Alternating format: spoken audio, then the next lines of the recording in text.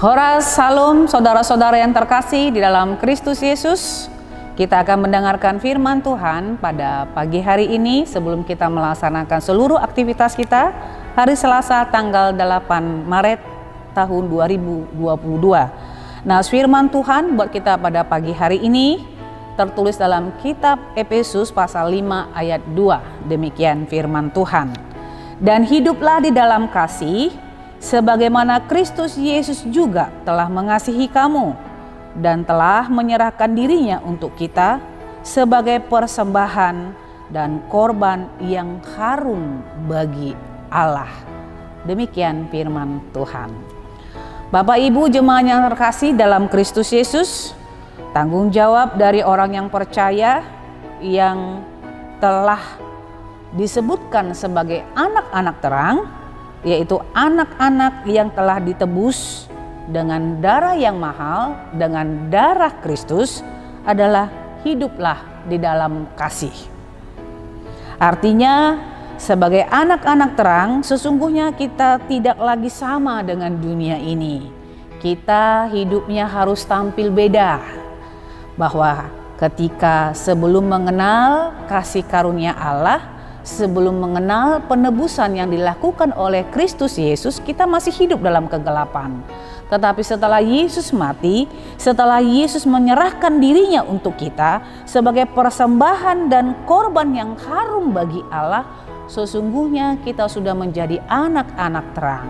Karena itu sebagai anak-anak terang, Allah menginginkan supaya kita tidak turut lagi mengambil bagian dalam perbuatan-perbuatan kegelapan yang menghasilkan buah yang sia-sia, buah yang tidak layak untuk dinikmati.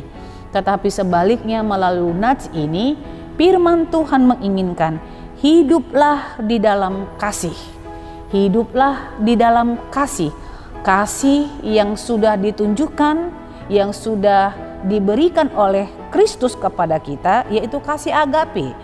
Apa yang sudah diperbuat Yesus di kayu salib dengan menyerahkan hidupnya, dengan menyerahkan nyawanya kepada kita, dan itu merupakan persembahan dan korban yang harum bagi Allah.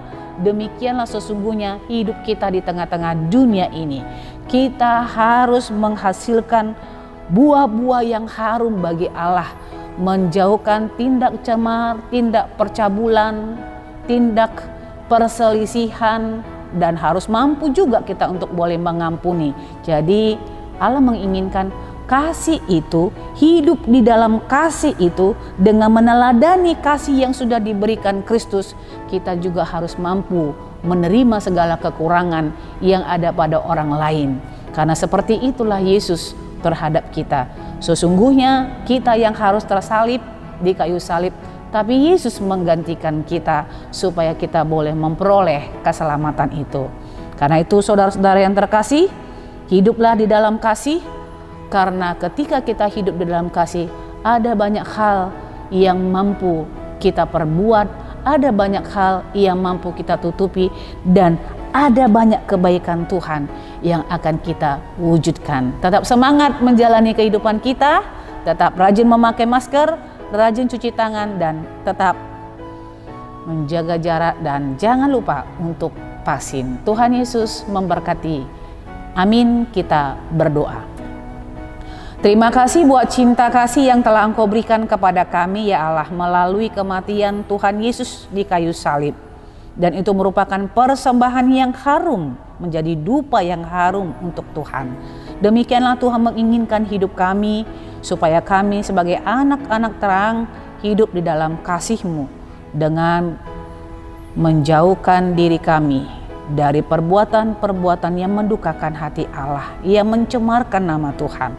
Tetapi kami hidup menjadi anak-anak yang berbuat kasih. Dan biarlah ya Bapa, dengan kami meneladani apa yang telah Engkau berikan melalui Putra-Mu Yesus Kristus, persembahan hidup kami ini akan menjadi dupa yang harum di hadapan Tuhan. Berkati kami semuanya, berkati keluarga kami, berkati apa yang kami lakukan, dan tolong kami memenangkan segala perkara di dalam kehidupan kami ini. Terpujilah Engkau di dalam Kristus Yesus. Kami berdoa dan memohon kepadamu.